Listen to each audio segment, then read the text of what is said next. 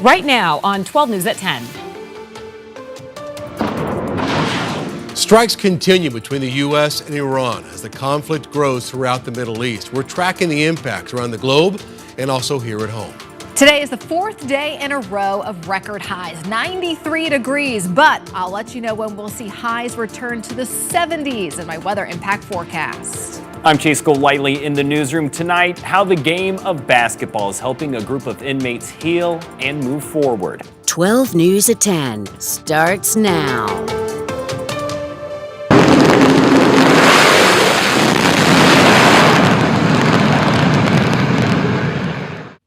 Strikes between the U.S., Iran, and Israel are now spiraling into a conflict throughout the Middle East, and the fighting appears set to escalate tonight. Thanks for joining us for 12 News at 10. I'm Kariba Devine. And I'm Troy Hayden. Just a few hours ago, the U.S. Embassy in Saudi Arabia was hit by two suspected Iranian drones. There were no injuries.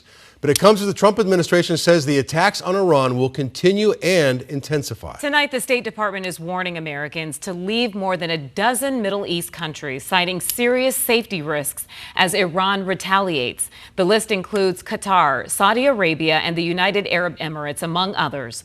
The Pentagon says that a sixth American service member has died after a counterstrike hit by a military base in Kuwait. Tonight, President Trump is defending the decision to join Israel in attacking Iran. Operation Epic Fury has killed nearly 50 top Iranian leaders, including the Ayatollah himself. The U.S. and Israel continuing to pound Iran with bombs and missiles for a third straight day. President Trump at the White House explaining why he decided to attack now. Our country itself would be under threat, and it was very nearly under threat. Iran and its allies responding with drone and missile attacks across the region, hitting targets in at least 10 Middle Eastern countries, including Saudi Arabia, Qatar, and the United Arab Emirates. Dramatic video after Kuwait shot down 3 American F-15 fighter jets in an apparent friendly fire incident. All 6 crew members survived. The Pentagon, though, confirms 6 U.S. service members have now died after Iranian attacks in the region. The president insisting Operation Epic Fury is ahead of schedule after the initial barrage killed nearly 50 top Iranian leaders, including the Ayatollah. Right from the beginning, we projected 4 to 5 weeks, but we have capability to go far longer than that. We'll do it. The conflict stranding hundreds of thousands of travelers caught in the Middle East. Americans like Oliver Sims, finding themselves unable to get back to the U.S. with airports and airspace closed. I have no idea as to how I'm going to get out of here. Some people are thinking about going and driving to other countries and then catching flights out of there. Secretary of State Marco Rubio briefed top members of Congress from both parties about Operation Epic Fury. If Iran had begun to fire all of their missile arsenal, we would have suffered staggering losses. And if we had waited to respond before acting first, then those losses would have been far greater than if we had done what we did. But if we equate a threat to Israel as the equivalent of an imminent threat to the United States, then we are in uncharted territory. And just within the last 2 hours, President Trump sent a war powers notification to Congress, a required step when U.S. forces are deployed. The White House will meet with all members of Congress tomorrow. Meanwhile, back here in the Valley, Arizonans have varying reactions about the United States' involvement in Iran. 12 News journalist Gabriela Becerra spoke with people on both sides and is in studio now and joins us with how they're feeling. Gabby? Well, Caribe, some are overjoyed that the United States became involved in this conflict in the Middle East, while others protest against any war with other countries.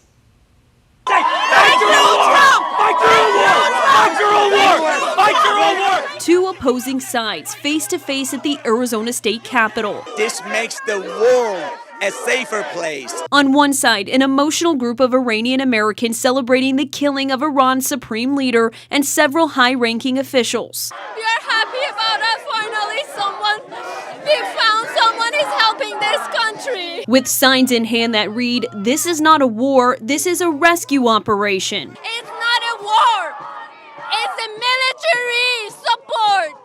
We cannot do it by ourselves. That dictatorship kills their own citizens. While another group of Arizonans aren't so happy. Well, I'm protesting the war. They're protesting against the United States involvement in the Middle East. Right now, what we're seeing is Trump trying to basically put Iran under the U.S.'s boot, and we're here to protest that. One member of the Party for Socialism and Liberation tells me the country shouldn't be fighting in any wars with other issues going on at home. What we truly believe is that the Irani people should decide for themselves. They should not have a foreign government like the U.S., a foreign government like Israel, interfering with its politics. An Iranian woman studying at Arizona State University tells me she hasn't had a chance to speak with her family since conflict at home escalated. Right now, the internet is cut off. We couldn't talk anymore. But she too is hopeful her family will no longer live in fear. They are at the right side of the history. And as for how the country feels about the war, a new CNN poll shows that 59% of Americans disapprove. Meanwhile, the White House is defending the decision to strike, saying in a letter to Congress tonight that despite repeated efforts to achieve a diplomatic solution, the threat to the United States and its allies and partners became untenable. In studio, Gabriela Becerra, 12 News. Stirring up some serious emotions all the way here in Arizona. Gabby, thank you. The impacts of the conflict starting to be felt here at home as experts say gas prices are expected to rise. They're already up. According to AAA, the average price of a gallon in the valley, $3.54 right now, up 8 cents from a week ago. It's unclear if that has anything to do with the conflict right now in Iran. What we do know is that crude oil is refined into many things. The gasoline we use in our cars, jet fuel, diesel. And 20% of the world's crude oil supply is transported through a narrow waterway right next to Iran called the Strait of Hormuz. Iran says it will set fire to any ship that tries to pass, cutting off this critical supply. And stay with 12 News as we continue to follow the very latest developments out of Iran. And as always, you can find our coverage on air and also streaming right now on 12+. For the first time since her mother Nancy was reported missing, Today's Show anchor Savannah Guthrie visited the memorial set up outside of her family's home. This is video from News Nation showing Savannah, her sister, and brother-in-law carrying yellow flowers while walking arm in arm. They took a moment to look at the memorial that's been growing near Guthrie's mailbox. Savannah then released a statement saying, in part, quote, "Please don't stop praying and hoping with us. Bring her home." Today, leaders and Emily Pike's family gathering to reveal a permanent memorial at Fitch Park in Mesa. That 14-year-old's murder remains unsolved. The new tribute includes a tree, a plaque, and an engraved bench. And we're told this will replace the temporary memorial at Mesa Drive in McKellips. That will be removed and taken to the San Carlos area in the next 2 weeks. Emily was found dismembered northeast of Globe weeks after she went missing from a group home in Mesa. Also in Mesa, public safety leaders are making a big investment into the police department. Over $400,000 will go towards the city's real-time crime center. The money will be used for new technology to help detect gunshots, helping officers respond faster. Leaders say that they hope that the new investment will help save lives. New tonight, a different type of rehab for more than a dozen female inmates at Perryville Women's Prison. For the past 6 weeks, a group of women took part in a basketball coaching course. It's designed to help them build key life skills for when they're released. That's right. 12 News journalist Chase Golightly spoke with one of those graduates who tells us this is about more than just basketball. I'm 37 running up and down the basketball court. Desiree Kimbrough never thought she would be doing this. I didn't think I was able to actually shoot a layup, so it was fun. Spending the last 6 weeks learning teamwork and communication through basketball. She and 12 other women inmates were part of a new rehab initiative at Perryville Prison. The Department of Corrections collaborated with the Twinning Project and the Phoenix Mercury. One of their coaches, great communication.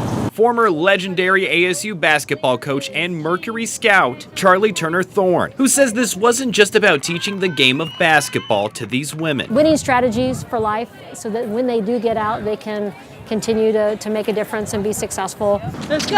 This program is more than just basketball, and I really want people to know that. They taught us life skills that we can take home. For Kimbrough, who was sentenced to 19 months for shooting a firearm at a building, she says this taught her resilience, respect, and how to heal. Because I was able to forgive myself for being here. I was beating myself up. So they turned a negative into a positive for me. Giving her a new mindset. Yes, I was an inmate. Yes, I got in trouble.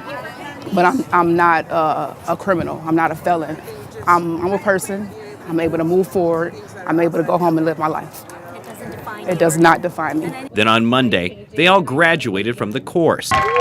An inspiration to their coaches. They taught us as much as we taught them. And other inmates. This program really, really helped me a lot. I just hope that this comes back to Perryville because it's needed. It really is. In Goodyear, Chase Golightly, 12 News. They're doing a lot of good work there Yeah, at they Perryville, I gotta sure say. are. You can tell they love it too. Still ahead, frightening scenes at one of the busiest airports in the country after an engine fire on a packed flight. And the blood moon will be visible tonight from Arizona. We'll tell you the best times to catch the spectacle up in the sky. We hit 93 degrees today, the 4th day in a row of records. Now we fall below record territory with temperatures trending down the rest of the week. In my weather impact forecast. It is 10:11 p.m. Taking a live look over downtown Phoenix from the 12 News Valley Cam. 12 News at 10. We'll be right back.